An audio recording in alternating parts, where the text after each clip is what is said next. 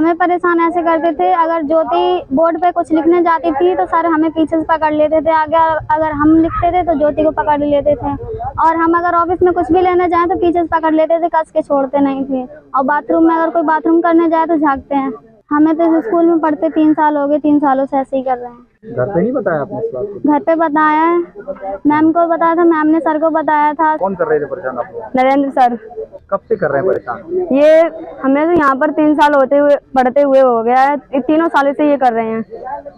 किस तरीके से लगो? हमें पकड़ के कहीं चुटकी काट देते हैं कमर में, और कहीं पीछे से पकड़ लेते हैं, और अगर बच्चे टॉयलेट करने जाते तो वहाँ पर देखने लगते हैं। हम लोगों ने मैम से भी की, मैम ने सर से कहा था, सर ने फिर उन्होंने कुछ बोला ही नहीं उनसे। तो आप लोग क्या चाहते हैं, उनको यहाँ रखा जाए? नहीं सर, सजा मिलनी चाहिए। अगर लड़की टॉयलेट करने जाती थी तो लड़कियों को झाँकते थे, और ब्लैक बोर्ड पे कुछ करने जाती थी तो इनको पकड़ के उठाते थे, सीने पे हाथ धरने की कोशिश करते थे।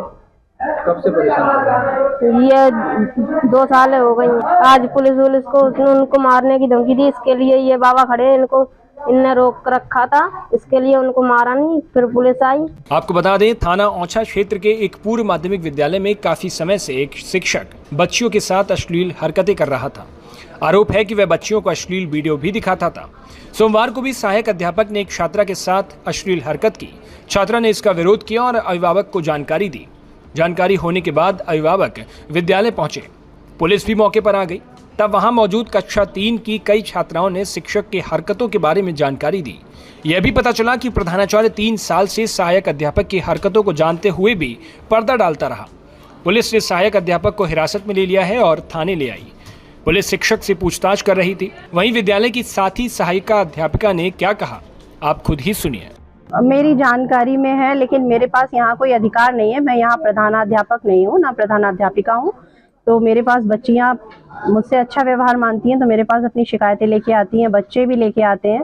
2 साल पहले बहुत सारी बच्चियाँ आई थी तो मैं गई थी प्रिंसिपल सर के पास, तो उन्होंने बच्चों को और मुझे दोनों को शांत करा दिया। उसके बाद अभी मेरे पास फिर शिकायतें आई, 6 क्लास की बच्चियों की शिकायतें आई जब मेरे पास, तो मैंने संज्ञान में लिया।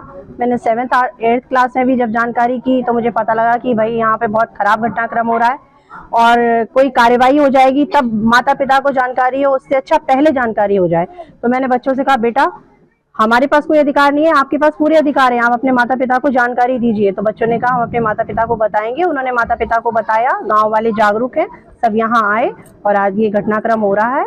और किस तरह की कार्रवाई की गई है?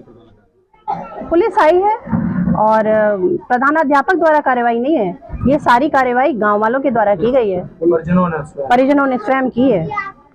तो जो भी है, बच्चे जो भी शिकायतें कर रहे हैं, शोषण हो रहा था। हाँ, बच्चों को शोषण हो रहा था। जिस प्रकार से बच्चे बता रहे थे शोषण हो रहा था, और चीखने चिल्लाने की और मारने की आवाजें तो मेरे कानों में भी आती थी। और जो बच्चों का दैहिक शोषण वाली बात थी वो मैंने आंखों से तो देखा नहीं, क्योंकि मैं हर जगह उपस्थित नहीं हो सकती हूँ, लेकिन जिन बच्चियों के साथ हो रहा था, बच्चे बता रहे थे क्लास में ये कमरा खिड़की बंद करवा लेते हैं और हमारे साथ ऐसा करते हैं। बड़े झिझक और बड़े संकोच के साथ बच्चों ने आज बताया, ये कम उम्र की लड़कियां हैं, ये डर जाती हैं, इनको शर्म आती है ये सब बताने में। तो इन्होंने बड़ा हिम्मत करके ये बात बताई, क्योंकि आजकल बच्चे पढ़ रहे हैं, अखबारों में देख रहे हैं क्या क्या हो रहा है, तो बच्चे भी थोड़ा अवेयर हुए और इन्होंने जागरूकता का परिचय देके अपने घर में बताया।